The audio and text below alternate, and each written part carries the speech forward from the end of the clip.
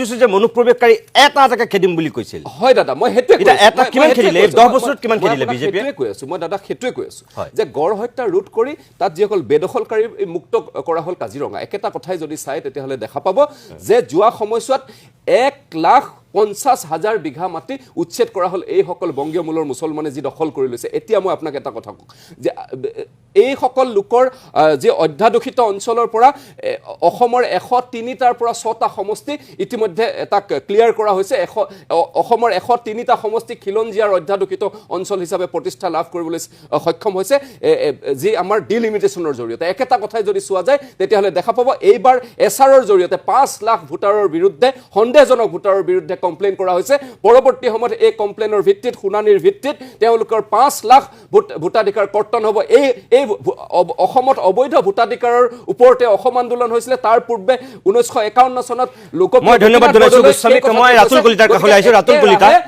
মই পোনপটীয়া প্ৰশ্ন ৰাতুল আজি অমিত শাহে যেটো কথা কৈছে যে মই সুধিছো জয়ন্ত গোস্বামীক কিবা উত্তৰ দি আছে জয়ন্ত গোস্বামী বেলেগে তো উপায় নাই স্পষ্টতাৰে কলো না মই স্পষ্টতাৰে কলো যে আপুনি পোনপটীয়াকে যেটো সুধিছো মই সেই উত্তৰটো বিচাৰিছো যে আপুনি মোক কওকচোন অসম আন্দোলন কিয় হৈছিল অসমত অবৈধ ভোটাৰ আছে কাৰণে অসম আন্দোলন হৈছিল আজি অবৈধ ভোটাৰৰ বিৰুদ্ধে অসম চৰকাৰে কাম কাজ কৰিছে ভাৰতীয় জনতা পাৰ্টি কাম কাজ কৰিছে মই কৈছো যে যিখিনি কথা কৈছে আপুনি সেইখিনি কথা মই খুদাই নাই হয় মই কৈছো দলঙৰ কথা আজি সেক্ৰেটাৰীত বনোৱাৰ কথা সেইখিনি মই খুদা নাই নহয় মই পোনপটীয়াকে সুধিছো যে এটাকে অনুপ্ৰৱেশকাৰী খেদিম বুলি এজন অমিত শাহে কোৱাৰ পিছত 16 মেত তালি টুপলা বান্ধি যাব বুলি কোৱাৰ পিছত মই বেলেগ কথা একো শুনিব বিচৰা নাই মই এটো কথাই গল দাদা নাই মই জয়ন্ত মেটো কৰিছো আজি অসমত ইয়াৰ যেটো পৰিস্থিতি নাই জয়ন্ত এটো কথা কওকচোন যে বিজেপি 10 বছৰত বাংলাদেশে কিমান খেদিলে চাওক আপোনাৰ এটা কথা মই চাওক এক্সপালচন এক্ট 1950 এক্সপালচন এক্ট 1950 কিমান জন খেদিলে মই হেতু সুধিছো কিমান জন খেদিলে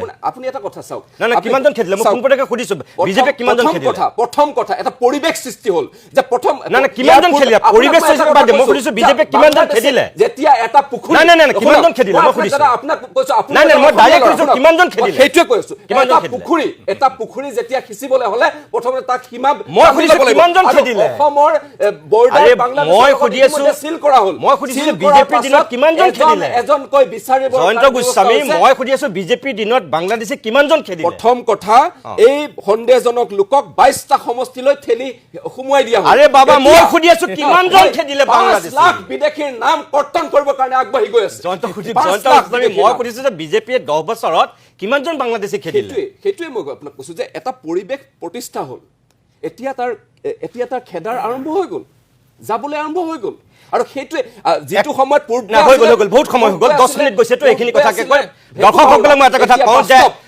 এটা কথা ঠিক যে কি কংগ্ৰেছ কি বিজেপি এই দুইটা দলে অসমৰ মানুহক দীৰ্ঘদিন ধৰি মূৰ্খ সজাই আছে নহয় দাদা নহয় এই দুইটা দলে মূৰ্খ সজাইছে নাম জয়ন্ত গোস্বামী এটা যিমানে তেতুফালি নকক কিয় আমাৰ দৰ্শকসকলৰ ওচৰত এটোই কম অসমৰ মানুহে বিশ্বাস কৰে যে মিয়াৰ বিৰুদ্ধে যি সাৰ্ভিস এইখন চৰকাৰে কৰিছে জয়ন্ত গোস্বামী আপুনি যিমানেই নকক একদম মই যিমানে একোই নকওঁ অসমৰ মানুহে চাই আছে নিশ্চিতভাৱে চাই আছে অসমৰ মানুহে জানে আৰু সেই কাৰণে অসমৰ মানুহে জয়ন্ত গোস্বামী আপুনি উত্তেজিত নহব উত্তেজিত হোৱা নাই আপুনি চিৰিব নালাগে আপুনি মই কথাটো এইটোৱে সুধিছো মই আপোনাক সুধি আছো যে কিমান জন খেদিলে মই আপোনাক সুধি আছো কিমান জন খেদিলে লব খোজা নাই আৰে মই সুধি আছো বাস্তৱিকতে লব খোজা মই সুধি আছো বাংলাদেশে কিমান জন খেদিলে এই পৰিবেশটো আপুনি মই সুধি আছো বাংলাদেশে বিজেপি কিমান জন খেদিলে মই হেতুৱে কৈছো যে বাংলাদেশ খেদিবৰ কাৰণে পৰিবেশ সৃষ্টি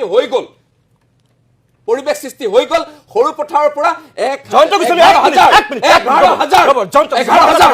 11,000 অসমৰ মানুহ কোৱা হৈছে 11,000 বছৰ কংগ্ৰেছে 11,000 বছৰ মান কৰা হল আপোনাৰ কিমান জন বিদেশী হক আছে কিমান জন কক যে 11,000 ভোটাৰ সৰু পথাৰৰ পৰা এইবিলাক খতম কৰা হল এই ধৰণে নকব আপুনি এইবিলাক সৰু পথাৰৰ পৰা মই আপোনাক সুধি আছো কিমান জন খতম কৰা হল এইটো কথা আপুনি কক এইটো কিয় নকয় মই ব্ৰজন ডেকা মোক এটা কথা কওকচোন আপুনি এইবিলাক ৰাজনীতিক এনেকুৱা কথা কবে মোৰ কথাটো হল অমিত শাহ এজন গৃহমন্ত্ৰী ইমান ফুটুৱা মন্তব্য কৰে নেকি অসমৰ মানুহকে মূৰ্খ নেকি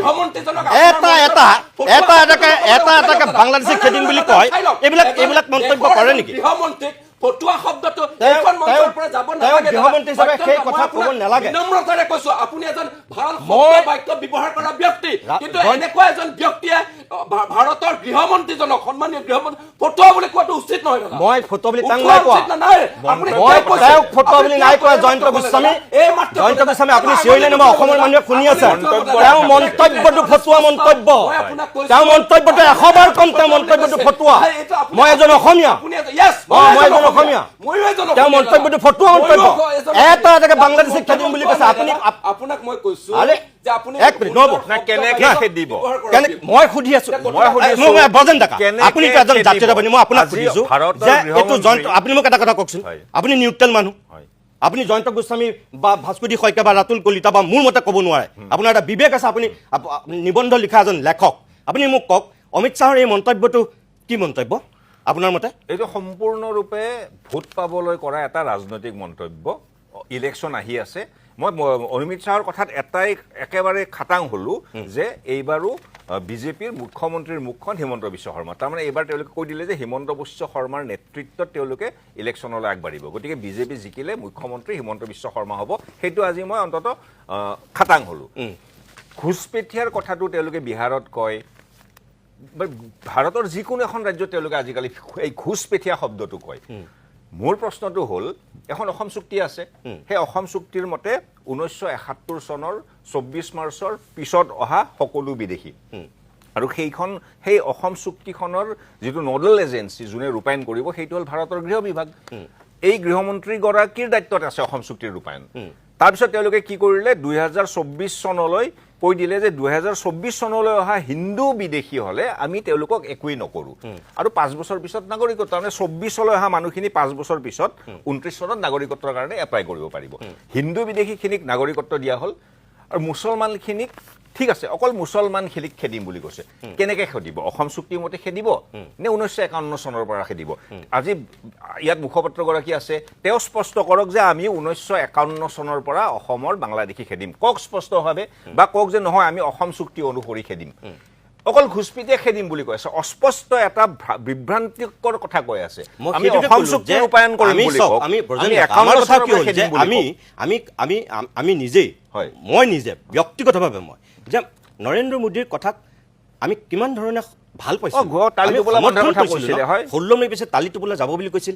কংগ্ৰেছৰ ভ্ৰষ্টাচাৰ উদঙোৱাৰ পৰা ধৰি আমি সকলো কি ধৰণে আমি আশা কৰিছিলোঁ, এটা পৰিৱৰ্তনৰ কথা কোৱা হৈছিল। অসমৰ মানুহে বিশ্বাস কৰিছিল ন যে ইমান বছৰে নোহোৱা সমস্যা এটা, বিজেপি চাগে ইমান পাৱাৰফুল এজন ডাইনেমিক মানুহ প্ৰাইম মিনিষ্টাৰ হৈছে।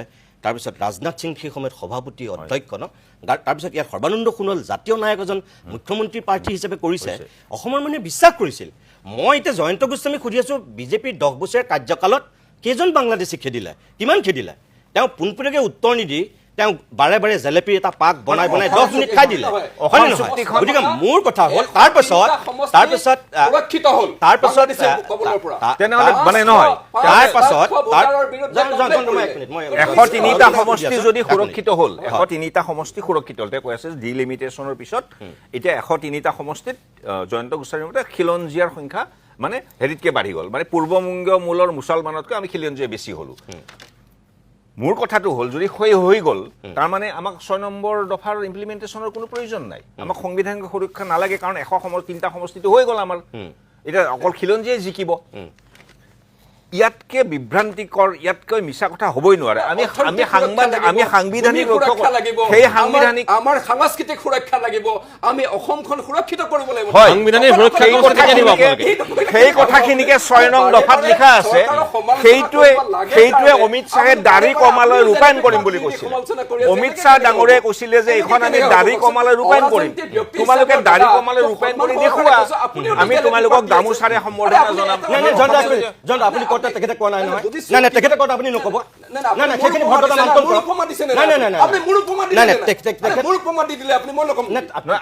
আপুনি এটা দলক ৰিপ্ৰেজেণ্ট কৰি যদি 103টা সমষ্টি সুৰক্ষিত হৈ গ'ল, আজিৰ তাৰিখত বিদেশী বহিষ্কাৰৰ কথা কোনো নকয়, বেদখল উচ্ছেদৰ কথা কয়। আৰে বেদখল উচ্ছেদটোতো এখন চৰকাৰৰ কাম, আমি আদৰণি জনাইছোঁ, খুব ভাল কথা। বনাঞ্চলত চৰকাৰী মাটিৰ পৰা বেদখল উচ্ছেদ হ'ব লাগে। সেইটো মিয়াই কৰিছে নে অসমে কৰিছে সেইটো পিছৰ কথা, মই সম্পূৰ্ণ সমৰ্থন কৰোঁ, বেদখল উচ্ছেদ হ'ব লাগে চৰকাৰী মাটিত বনাঞ্চলৰ পৰা। বিদেশীক ইমান পূৰ্ববংগীয় মূলৰ মুছলমান খেদি দিয়া হ'ল, ক'ত গ'ল? তাৰপিছত অসম এৰি গুচি গ'ল নেকি? অসমতে থাকিল ন সেইটোৱেতো কথাটো। উচ্ছেদক বহিষ্কৰণৰ সলনি আমাক কৈছে নহয় বহিষ্কাৰটো নহয় এতিয়া উচ্ছেদটোৱে বহিষ্কাৰ বুলি আমাক বুজাব বিচাৰে সেইটো হ'ব নোৱাৰিব নহয় ইমান বুৰ্বক নেকি নহয় ন মোৰ কথাটো সেইটোৱেতো আৰে তাৰপিছত 6 নং দফাত আমি কলিক বিপ্লৱ শৰ্মাৰ কমিটিৰ ৰিপৰ্ট আছে যে এইখিনি কৰিলে অসমীয়া জাতিৰ ভৱিষ্যত সুৰক্ষিত হ'ব এইগৰাকী গৃহমন্ত্ৰীয়ে ক'লে যে দাড়ি কমালৈ ৰূপায়ণ কৰিম এতিয়া কৈ আছে নহয় আমি মানে উচ্ছেদ কৰি অসমখন উদ্ধাৰ কৰিলো আৰু ডিলিমিটেশ্যন কৰি অসমখন উদ্ধাৰ কৰি দিলো আজি কৈছে আমি ঘুচপেঠীয়া খেদি দিম আৰে এটা বিভ্ৰান্তি বিলোৱাৰ অস্পষ্ট মানে কোনো ধৰণৰ বেছলেছ কথা গৰ এটা সীমা থাকিব লাগে কোনো ভিত্তিহীন কথা কৈ আছে একজেক্টলি মোৰ কথা হ'ল চাওক ব্ৰজেন ডেকা মই এই কথাটো কিয় উত্থাপন কৰিছোঁ যে আমি গোটেই এই যোৱা 40 বছৰে আমি অকল এই ইছ্যুটোতে জানো আমি লাগি থকা নাই জানো হয় জাতিটোৱে এই 40 বছৰ ধৰি হয়। আপুনি যদি চাই কৰাৰ ধাৰাবাহিকভাৱে ভিতৰত এটাই কৰিলে হিন্দু বাংলাদেশীখিনিক জাপি দিলে আমাৰ ওপৰত এটাই কৰিলে কাম সেই কা আন্দোলন কৰি পেলাই এইকাৰণে নিগেটিভ হৈছে কাৰণ আপুনি ইয়াৰ পূৰ্বে পজিটিভ দেখা নাছিলে নাই, আপুনি নাই, ইয়াৰ নাই। পূৰ্বে আগ্ৰাসন দেখিছিলে নাই, নাই, নাই, কিন্তু নাই, তেওঁলোকক নাই, অবলাসন মোৰ দেখা জয়ন্ত, নাছিলে এক মিনিট, আপোনাক মই এটা কথা জয়ন্ত, কওঁ এক মিনিট মই ইয়াতে কালি পৰহি অনুষ্ঠানতো মই ইয়াতে এইটো অনুষ্ঠানতে কৈছোঁ যে মুখ্যমন্ত্ৰী হিমন্ত বিশ্ব শৰ্মাৰ দিনত যিখিনি ভাল কাম হৈছে সেই ভাল কামখিনিকো অকল কংগ্ৰেছে বা বিৰোধীয়ে একো ভাল নাই দেখা বুলি ক'লে নহ'ব এইটো এই চেনেলটোত ইয়াতে কৈছোঁ এইখন চকীত বহি কৈছোঁ মই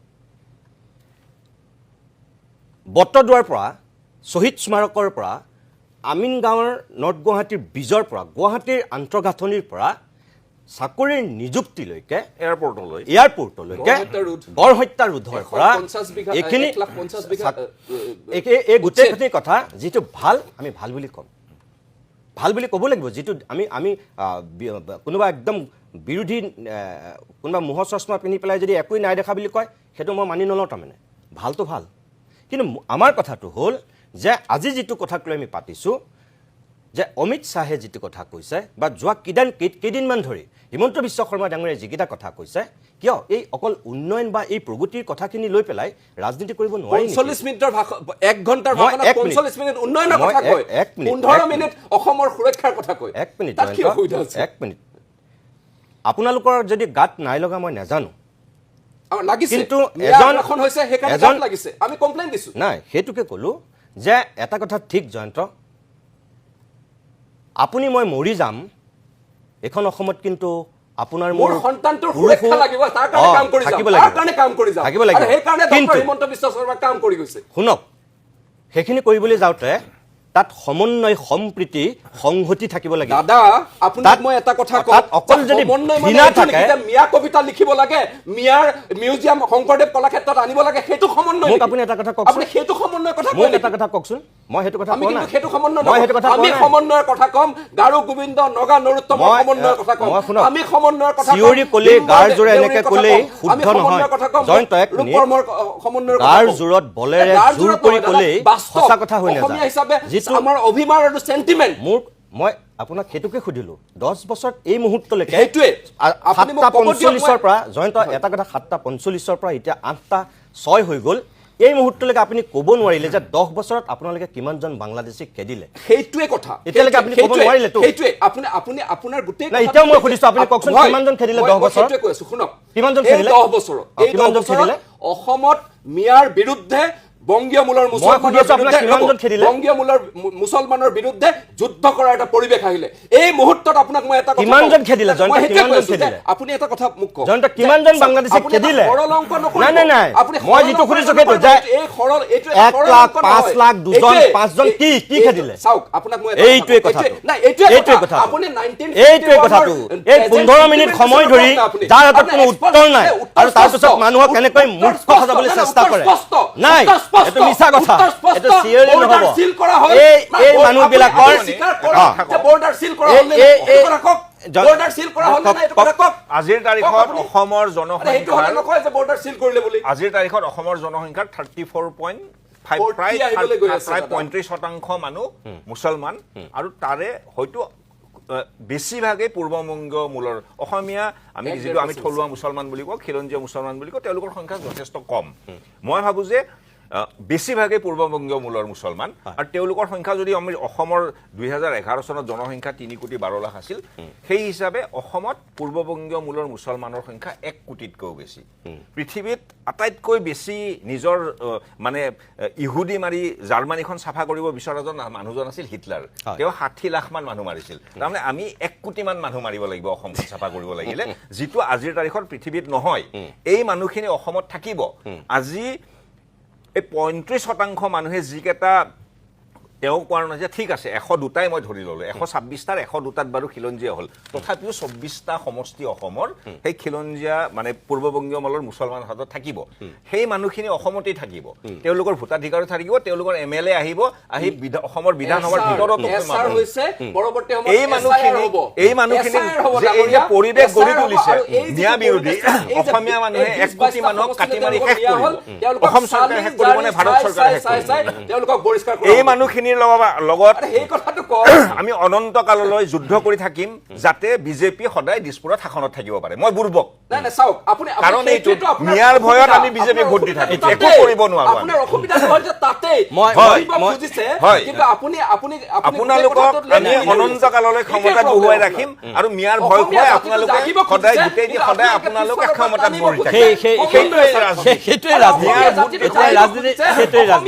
অসমীয়া মানুহখিনি বুৰ্বক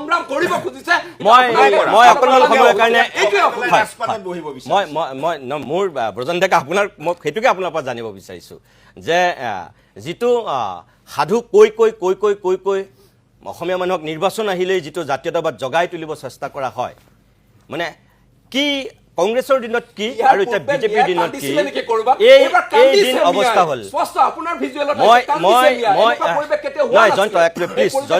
জয়ন্ত প্লিজ এটা কথা মই ক'ম নাই জয়ন্ত মই এটা কথা ক'ম কিন্তু জয়ন্ত মই এটা কথা প্লিজ অনুৰোধ কৰিম যে অন্ততঃ মিনিমাম শিষ্টাচাৰখিনি কিন্তু ইয়াত মানিব লাগিব মিনিমাম শিষ্টাচাৰ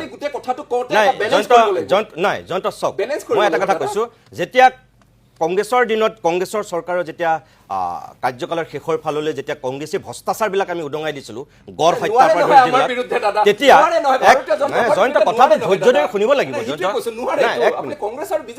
জয়ন্ত বহুত পৃথক দেখিছোঁ নহয় এই 10 বছৰত বহুত দেখিছোঁ পৃথক হয় এইটো মই স্বীকাৰ কৰোঁ বহুত পৃথক কাৰণ কংগ্ৰেছৰ মুখপাত্ৰবিলাকে অন্ততঃ কথাখিনি শুনিছিল বিজেপি মুখপাত্ৰখিনি সেই ধৈৰ্যখিনি এতিয়া নোহোৱা হৈছে সেইটো দুৰ্ভাগ্য কিন্তু মই কৈছোঁ যে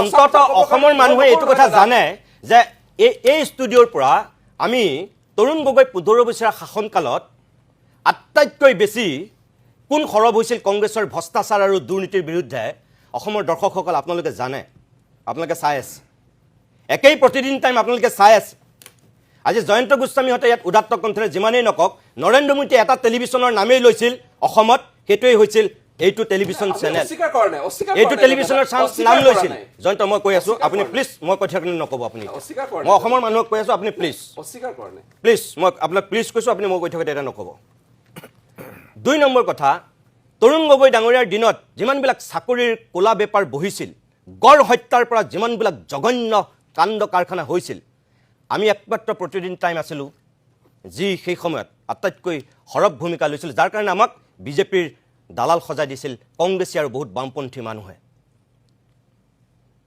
আৰু আজি একেই যিটো বিজেপিৰ 10 বছৰীয়া পৰিৱৰ্তনৰ আশা কৰি আমি যিখিনি স্থিতি লৈছিলোঁ সেই সময়ত ক'ৰবাত যদি গণ্ডগোল হৈছে আমি একেই স্থিতি ল'ম ভালটো ভাল বেয়াটো বেয়া সৰ্বানন্দ সোণোৱালৰ প্ৰতি আস্থা বিশ্বাস পোষণ কৰি মই ব্যক্তিগতভাৱে নিজে কবিতা আবৃত্তি কৰিছিলোঁ সোণোৱালৰ মুখ্যমন্ত্ৰীত্বক লৈ সেই সময়ত বামপন্থী মানুহৰ কংগ্ৰেছীৰ ভৰ্ৎসনাৰ সন্মুখীন হৈছিলোঁ বিক্ৰী গৈছিলোঁ বুলি সকলোৱে সমালোচনা কৰিছিল মুখ্যমন্ত্ৰীৰ প্ৰেছ উপদেষ্টা হ'বৰ কাৰণে বোলে মই বিজেপিৰ হৈ এইবিলাক কৰিছোঁ বুলি বদনাম উলিয়াইছিল বহুতে মই মুখ্যমন্ত্ৰীৰ প্ৰেছ উপদেষ্টা হোৱা নাই আৰু আজি যিখিনি বেয়া জয়ন্ত গোস্বামীয়ে ভুলকৈ ব্যাখ্যা কৰিছে কাৰণে মই কৈছোঁ মই অমিত শ্বাহ ডাঙৰীয়া কেতিয়াও ফটোৱা মানুহ বুলি কোৱা নাই কিন্তু তেখেতৰ যিটো বক্তব্য এই একেখিনি বক্তব্যই যোৱা 10 বছৰ ধৰি আমি শুনি আহিছোঁ এনআৰচি কৰি দেখুৱালোঁ দম আছে কাৰণে কৰি দেখুওৱা বুলি সংসদত উদাত্ত কণ্ঠৰে ভাষণ দিছিল গৃহমন্ত্ৰীগৰাকীয়ে তাৰপিছত সেই এনআৰচি ক'ত পৰি থাকিল আজি মুখ্যমন্ত্ৰীয়ে কৈছে 5 টকাৰ ঠাইত 4 টকা দিয়ক এজন কি ৰাজ্যখনৰ মুৰব্বীৰ মুখৰ ভাষা সেয়া নেকি? আমি কি সাধাৰণ জনতা হিচাপে এইখন অসমত কি তেনেকুৱা কথা কোৱা মুখ্যমন্ত্ৰীৰ তলত আমি নাগৰিক হৈ আছোঁ নেকি? এইবোৰ কথা ক'বলৈ গ'লে কি কংগ্ৰেছী হৈ যাম? অজাপৰ ৰাইজৰ দল হৈ যাম? ডক্টৰেট ডিগ্ৰী থকা এজন মুখ্যমন্ত্ৰীৰ ভাষা সেই পৰ্যায়ত? বাংলাদেশী খেদক কোনে বাধা দিছে? যিমান আছে খেদক,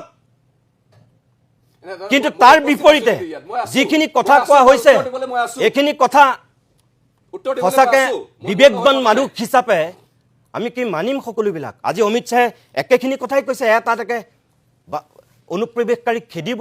এই 10 বছৰত কেইটা খেদিলে? উত্তৰ নাই। আৰু তাৰপিছত আকৌ সেই একেই ডাইলগ, একেই আৱেগ, একেই ৰাজনীতি। অসমীয়া জাতিটো আৰু কিমান দিন এই ৰাজনীতিৰ বলি হৈ থাকিব? পিছৰ সময়ত ডাঙৰীয়াই এজন CM পদত বহি পেলাই ইমান সৰু সৰু কথা যে লাগি আছে, ইমান সৰু সৰু কিয় মিয়া পলিটিক্স কৰে নেকি? লাজ লগা নাই? কৰ্ম কৰিব পৰা নাই কাৰণে মিয়া পলিটিক্স কৰিব আহিছে? এইটো এনেকুৱা ধৰণৰ CM আমাক নালাগে। এতিয়া শৃংখল চলিয়া 1 টকাও নিদিবলৈ সি গুণ হয় কোন? প্ৰথমতে আৰে মানুহ এটা কাম কৰিলে তাৰ কৰ্মৰ হেৰিটো দিবই লাগিব। কাম কৰি পেলাই কি তুমি ফ্ৰীতে কাম কৰাবা নেকি? প্ৰথম কথা হ'ল কি মিয়া পলিটিক্স কৰিবলৈ আমি পলিটিক্সত নামানাই। হিন্দু মুছলিম এইবিলাক ৰাজনীতি কৰিবলৈ আমি ৰাজনীতি নামানাই। হেমন্ত বিশ্ব শৰ্মাই মিয়াৰ কাৰণে মিয়াৰ লগত কি পাৰ্চনেল ইমান প্ৰব্লেম আছে? মই কৈছোঁ কি প্ৰব্লেম আছে। তেওঁলোকৰ আণ্ডাৰষ্টেণ্ডিং আছে, এটা বাহিৰত এটা ভিতৰত এটা। তেওঁলোকে কি কৰিব জানে নাই? মানুহৰ আগত কৈ থাকিব যে মিয়া সিহঁতক কষ্ট দে, কিন্তু নিজে আকৌ মিয়াখিনিৰে ভোটখিনিৰ কাৰণে আশা কৰি বহি থাকিব। তেওঁলোকে মিয়াৰ লগত ভিত্তিত ক'লে আপুনি কথাটো? আমি প্ৰত্যেকবাৰে দেখিব পাওঁ যে বদৰুদ্দিন আজমলৰ লগত তেওঁৰ কেনেকুৱা এটা মিত্ৰতা। আজি মিত্ৰতা নহয়, তেওঁ কংগ্ৰেছত থকাৰ পৰাই মিত্ৰতা। তো কথাবোৰ এনেকুৱা। তো এইবিলাক মানে আজিকালি এইবিলাক পলিটিক্স কাম নিদিয়ে। এতিয়া তেওঁ যে মিয়া কষ্ট দিম কৈ আছে, তেওঁ একচুৱেলি মিয়া মানুহ আৰু আহোম মানুহক ভয় খায়। আহোম সংগঠন আমাৰ আহোমৰ গোটেইখিনি যদি একেলগ হৈ যায় আৰু মিয়াখিনি যিহেতুকে একগোট হৈ আছে, সেই তেওঁলোকক সেইটো কাৰণে তেওঁ ভয় খায়। এণ্ড তেওঁ ইমানেই ভয়াতুৰ মানুহ হয়, তেওঁ 1:1 এটেক কৰে পুৰা। মানে আৰে তুমি পলিটিক্সত আছা কিয়? তুমি পলিটিক্সত তুমি বিজেপিৰ তুমি পাৰ্টিক এটেক কৰা না, তুমি মানুহক কিয় এটেক কৰা? মই ইয়াতে এটা টানি আনিব খোজোঁ ভিক্টৰ দাসক। একচুৱেলি এতিয়া মই ক'ব খোজোঁ যে ভিক্টৰ দাসক একচুৱেলি উলিয়াই আনিব লাগে। হ'ল আৰু তাক পানিছমেণ্ট দিব আছিলে। এইটো ইমান ডাঙৰটো ক্ৰাইম কৰা নাই। তাক মানুহে জোকাৰ হিচাপেহে লৈছিলে। ৰাতি আমিয়ে চাওঁ, এই চাচোন তাক ফকতীয়াটোৱে কি কৈ আছে, আমিয়ে চাওঁ। তাক এটা জোকাৰ এই কথাবোৰ কয়, অলপ নিচা কৰি পেলাই কথাটো কয়। ইমান দিনে এইটো ভুল হৈছে। তাক উলিয়াবলৈ এতিয়া সময় হৈ গৈছে। তাক ভিক্টৰ দাসক উলিয়াই আনিব লাগে। আৰু তেওঁ যে এই হেমন্ত বিশ্ব শৰ্মা ডাঙৰীয়াই এজন CM পদত বহি পেলাই ইমান সৰু সৰু কথা যে লাগি আছে, ইমান সৰু সৰু কিয় মিয়া পলিটিক্স কৰে নেকি? লাজ লগা নাই? কৰ্ম কৰিব পৰা নাই কাৰণে মিয়া পলিটিক্স কৰিব আহিছে? এইটো এনেকুৱা ধৰণৰ CM আমাক নালাগে, দৰকাৰ নাই এনেকুৱা ধৰণৰ CM। যে তাই ঠিক উল্টাটো কাম কৰে। যোনটো কথা কৈ যায় তাই ঠিক উল্টা কামটো কৰে। তেওঁলোকে ক'লে বানপানী প্ৰব্লেম চল্ভ কৰিব, উল্টাই য'ত বানপানী নহৈছিলে তাতো বানপানী হোৱা আৰম্ভ হ'ল। এতিয়া মিয়াৰ প্ৰব্লেম চল্ভ কৰিব কেনেকৈ? বাংলাদেশ ইণ্ডিয়াৰ আজি চাব ক'ব ইমান লাজ লগা কথা। ভাৰতৰ নিচিনা ইমান ডাঙৰ দেশ এখনৰ কাৰেঞ্চিৰ ভেলিউ বাংলাদেশৰ কাৰেঞ্চি ভেলিউতকৈ কম। মানুহে আমাৰ ইনফ্লেশ্যন ৰেট ইমান বাঢ়িছে, ইমান কৰাপশ্যন বাঢ়ি গৈছে। আৰু এবাৰ যদি এই হেমন্ত বিশ্ব শৰ্মা ডাঙৰীয়া নিচিনা মানুহক যদি গাদীত বহাই এই অসমখন বিক্ৰী কৰি খতম কৰি দিব। মই আৰু এটা কথা টানি আনো। চাণক্য বিৰাট বুদ্ধিমান মানুহ আছিলে, খুব একদম পণ্ডিত আছিলে। চাণক্য ৰজা হ'ব পাৰিছিলে, কিন্তু তেওঁ নিজে ৰজা নহৈ পেলাই তেওঁ ৰজা বনাইছিলে। তো মই কি ক'ব বিচাৰিছোঁ আপোনালোকে গম পাব, ৰজাৰ গাদী চবেই চম্ভালিব নোৱাৰিব। ৰজাৰ গাদী চম্ভালিবলৈ ৰজাৰ নিচিনা মানুহ লাগিব। মিয়াৰ ক্ষেত্ৰত কথাটোত আপুনি ক'লে বিশেষ কিছু কথা, কিন্তু শৃংখল চলিহা যে বিৰলা চিট খানাৰ শৃংখল চলিহাই কৈছে যে হিমন্ত বিশ্ব শৰ্মা মুখ্যমন্ত্ৰী ডাঙৰীয়াই যদিও কৈছে যে 4 টকা দিব, কিন্তু আমি 1 টকাও নিদিওঁ। এতিয়া শৃংখল চলিহাই 1 টকাও নিদিবলৈ সি গুণ হয় কোন? প্ৰথমতে আৰে মানুহ এটা কাম কৰিলে তাৰ কৰ্মৰ হেৰিটো দিবই লাগিব। কাম কৰি পেলাই কি তুমি ফ্ৰীতে কাম কৰাবা নেকি? এইখন কি হেৰি তুমি কি বুলি কয়, এইখন ইয়াতে গুণ্ডা ৰাজ চলাবা নেকি? গুণ্ডা ৰাজ চলাইতো নহ'ব। আৰে মানুহে কাম কৰিব, মানুহে কাম কৰিলে মানুহক পইচা দিব লাগিব, প্ৰাপ্যটো দিবই লাগিব। সেইটো কাৰণে আমাৰ লেবাৰ লোৱা আছে। আমাৰ কনষ্টিটিউশ্যন তেওঁ কেইবাৰ পঢ়িছে? তেওঁ জানেনে কনষ্টিটিউশ্যনৰ বিষয়ে? কনষ্টিটিউশ্যনৰ ৰাইটছ এণ্ড ডিউটিজৰ বিষয়ে আছে অকল ৰাইটছৰ ওপৰত চিঞৰি থাকিলেতো নহ'ব ডিউটিজখিনি আমি পালন কৰিব লাগিব আমি ডিউটিজ পালন নকৰাকৈ ৰাইটছৰ ওপৰত চিঞৰি লাভ নাই আৰু মুখ্যমন্ত্ৰী ডাঙৰীয়া আৰু এটা কথা কৈছে যে বিহাৰ আমি ভোট চুৰ কৰিমেই অলপ বছৰত আমি চুৰ কৰিমেই এইটো মই কৈছো ন তেওঁ ভয় খাইছে তেওঁ দুটা সম্প্ৰদায়ৰ মানুহক ভয় খায় আহোম সম্প্ৰদায়ৰ মানুহ আৰু মিয়া সম্প্ৰদায়ৰ মানুহ ভোট চুৰ কৰিব পাৰে নেকি পাৰে বাংলাদেশী হৈ তেওঁক পঠাই দিব লাগে তেওঁ বাংলাদেশী নহয় তেন্তে ভোট চুৰ কৰাটো সাংবিধানিক নেকি একদম অসাংবিধানিক কথা এইটো এটা মুছলমান মানুহৰ ভোট কাটি আছে এইটো বিৰাট ডাঙৰ এটা ইছ্যু হয় এই ইছ্যুটো আচলতে চবে একদম আমাৰ যিমানখিনিয়ে বিজেপিক বিৰোধ কৰে চবে নিজৰ ফালৰ পৰা মাত দিব লাগে কিয় ভোট যোনে ইমান বছৰে দি আছে কেনেকৈ ভোটটো উঠাই লৈ যাব তেওঁলোকৰ সেইটো সম্ভৱেই নহয় তেওঁলোকে যদি বাংলাদেশী আছে বাংলাদেশী এতিয়া কিমান 1600 নে 1700 বাংলাদেশী মানে পঠিয়াই আহিলে বাকীখিনিকতো আকৌ বেলেগ জেগাত আকৌ সংস্থাপন দিছে তো এনেকৈ কৰি মানুহক যন্ত্ৰণা দিটো লাভ নাই কৰিলে কামবোৰ ভালকৈ কৰি যাব লাগে আৰু যদি নোৱাৰে ৰিজাইন দিয়ক এইবিলাক মই কৈছোঁ এই অসমখনক এজন মানুহে বচাব পাৰিব সেইটো হ'ল হেমন্ত বিশ্ব শৰ্মা কেনেকৈ সোধক কেনেকৈ ৰিজাইন দিয়ক আৰু গুচি যাওক আমাৰ বহুত মানুহ আছে যোনে CMৰ গদ্দি হেৰি কৰিব পাৰিব চম্ভালিব পাৰিব ইমানো আমাৰ অকামিলা মানুহ ইয়াতে আছে বুলি নাভাবিব বহুত মানে টেলেণ্টেড মানুহ আছে যোনে CMৰ গদ্দি আৰামছে চম্ভালিব তো ৰিজাইন দিয়ক গুচি যাওক